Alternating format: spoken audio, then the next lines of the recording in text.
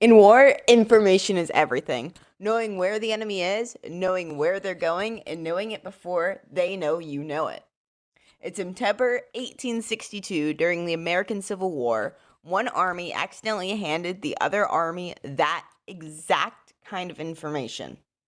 Not through a spy, not through betrayal, but through a piece of paper dropped in a field. This is the story of Civil War's most famous mistake, the Lost Order. It's early September 1862. Confederate General Robert E. Lee has just won a major victory and decided to do something bold. He marched his army north across the Potomac River and into Maryland.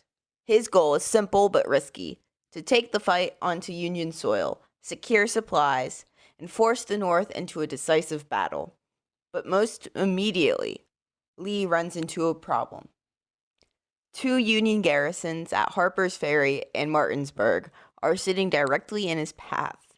If he leaves them alone, they threaten his supply lines and communications. So Lee and his staff draft a set of written instructions called Special Orders Number 191. The orders lay out a detailed plan. Lee will split his army. Some units will move to capture the Union garrisons. Others will guard key mountain passes. Once that's done, the army will reunite and continue north. It's a very dangerous plan. Dividing your army in the face of an enemy is usually a terrible idea, but Lee believes he can pull it off. Multiple handwritten copies of the order are made and sent out to commanders. And that's where everything goes wrong. One copy of Special Orders 191 is addressed to a Confederate general named D.H. Hill. But Hill already received his instructions through regular command channels, which were from his superior office. This extra copy is redundant, and somehow no one knows exactly how it disappeared. Dropped, misplaced, left behind, the Confederate Army marches on, unaware they've just made a historic mistake. 3 days later, on the morning of September 13th, Union soldiers from the 27th Indiana Infantry stopped to rest in a Maryland field. The field had recently been a Confederate campsite. While settling in, 2 soldiers noticed something on the ground, an envelope wrapped in 3 cigars. At first glance, it looks like nothing special. Maybe something left behind in the hurry to move out. But when they open it, they realize this isn't personal mail. It's an official Confederate military order. The title reads, Special Order Number 191, Headquarters Army of North Virginia. The soldiers immediately pass it up the chain of command. What happens next is another coincidence. A Union officer who sees the document recognizes the handwriting. He had known the Confederate staff officer had wrote it before the war. The order is real. This is not a trick. This is the enemy's actual plan, handed over by pure accident. Midday, the paper reaches the commander of the Union Army, George B. McClellan. When McClellan reads it, he's ecstatic. For the first time, he believes he can see exactly where Lee's army is and how badly it's been split.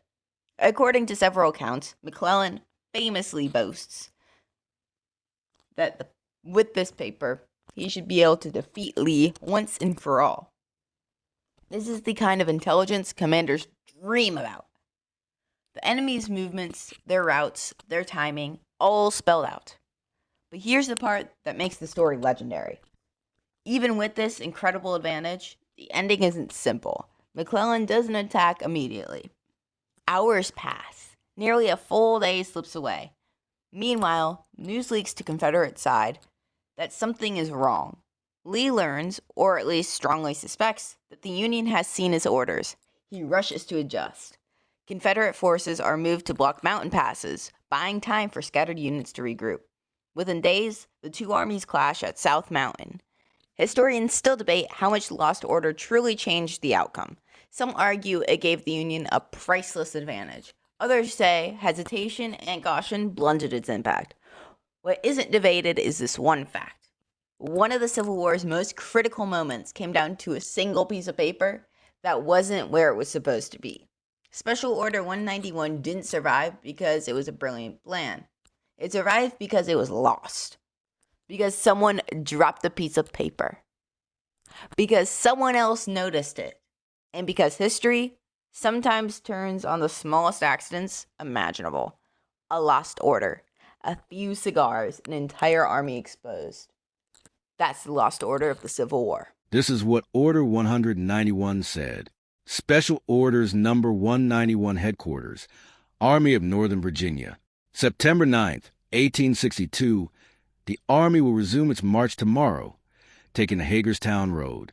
General Jackson's command will form the advance, and after passing Middletown, with such portion as he may select, take the route toward Sharpsburg, cross the Potomac at the most convenient point, and by Friday night take possession of the Baltimore and Ohio Railroad, capture such of the enemy as may be at Martinsburg, and intercept such as may attempt to escape from Harper's Ferry. General Longstreet's command will pursue the same road as far as Boonesboro, where it will halt with the reserve, baggage, and supply trains of the Army. General McLaws, with his own division and that of General R. H. Anderson, will follow General Longstreet. On reaching Middletown, he will take the route to Harper's Ferry, and by Friday morning possess himself of the Maryland Heights and endeavor to capture or destroy the enemy at Harper's Ferry and vicinity.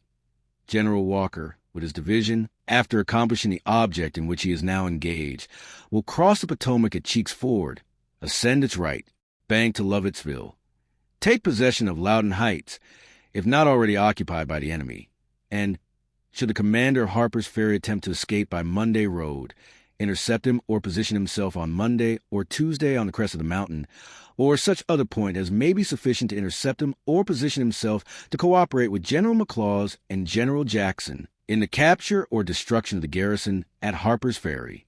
He will keep a watch on the road to Oswego. Oswego is a clerical error for Onondaga, and that mistake for Antietam. General D. H. Hill's division will form the rear guard of the Army, pursuing the road taken by the main body. The reserve artillery, baggage, and C will associate with General Hill's division. The detachments of Generals Jackson, McLaws, and Walker, after accomplishing the objects for which they have been detached, will join the main body of the Army at Boonesboro or Hagerstown. Each regiment on the march will habitually carry its axes in the baggage wagons, for use of the men at their encampments, to procure wood, and C, that by command of General R. E. Lee. R. H. Chilton, Assistant Adjutant General.